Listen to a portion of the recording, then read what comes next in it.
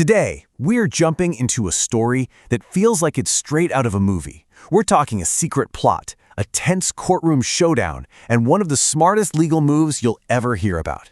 And right in the middle of it all is a man named Paul, who looks like he's totally trapped, but he might just have one last trick up his sleeve. Seriously, think about it. That feeling, when you're being blamed and you know you're innocent, but nobody seems to believe you, it's just the worst. Well, that is exactly where our story starts.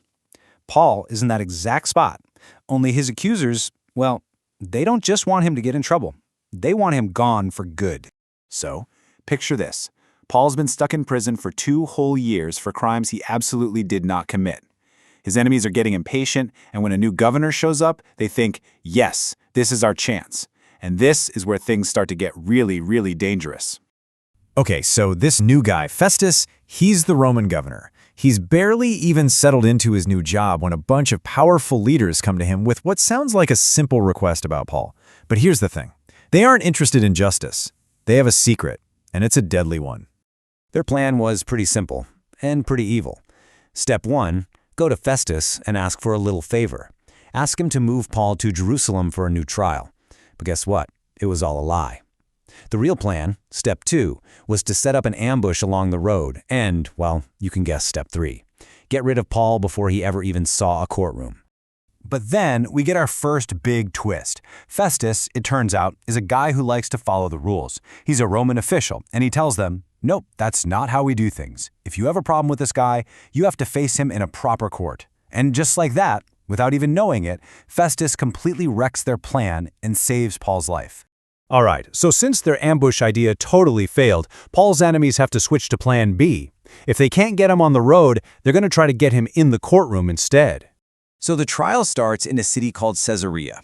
They bring Paul into the hall, and boom, he is immediately surrounded by his accusers. And these guys are so furious, they don't even bother with a lawyer. They just start shouting lie after lie after lie. And the difference between the two sides? Whoa, it is like night and day. On one side, you've got all this anger and chaos. His accusers are making all these wild claims, but they have zero proof to back any of it up. And on the other side, there's Paul, just calmly and patiently explaining why every single thing they're saying is false. Now, Festus is watching all of this, and he's a smart guy. He can see what's happening. He knows Paul is innocent. But he's also the new governor, and he really wants to keep these powerful local leaders happy. He's totally stuck. So he turns to Paul and asks this super tricky question. Hey, are you willing to go to Jerusalem and be tried there? Okay, this is it. This is the moment where everything changes.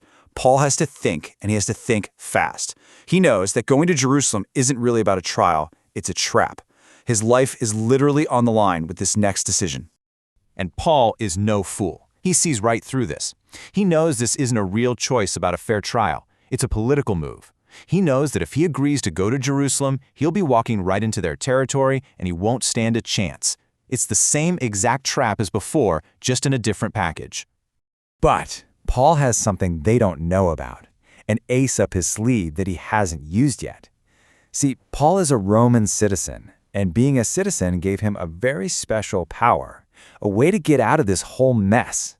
And then, right there in front of everyone, he says the words that stop everybody in their tracks. He looks the governor right in the eye and says, I appeal to Caesar.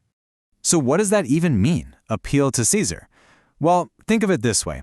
It was like skipping your teacher, skipping your principal, and going straight to the head of the whole school system. It was a special right that only Roman citizens had, and it meant the local governor couldn't judge you anymore. Your case had to be sent all the way to Rome to be heard by the emperor himself. Festus is completely shocked. He did not see that coming. He quickly huddles with his advisors, but there's nothing they can do. The law is the law. Paul played his trump card, and it brings the whole trial to a screeching halt. Festus has no choice. He just looks at Paul and says, you have appealed to Caesar you will go. Wow, so Paul's quick thinking didn't just save his life, it actually guaranteed that he would make it to Rome, which is where he was meant to go all along. But this story is way more than just a clever escape. It's packed with lessons for all of us. So what can we take away from this? First, you got to stand up for what's right, even when it's scary and you feel like you're all alone. Second, know the tools you have. Paul used his citizenship to protect himself. Third, trust that there's a bigger plan at work, even when things look really, really bad. And finally, remember this. Sometimes you have to be smart and brave at the same time. Paul's courage only worked because he used his head. Look, we might not be standing in front of Roman governors, but we all face our own challenges, right? Times when people misunderstand us or blame us for stuff we didn't do, or we just feel scared. Paul's story is an awesome reminder that in those moments, our best tools are courage, clear thinking, and a whole lot of faith. And that really brings us to the big question for you. Paul's moment of bravery happened in a courtroom. Your moment might happen at school, or at home, or with your friends. So it's not really a question of if you'll need to be brave, but when. Where are you going to choose to be brave this week? Thanks for hanging out with me.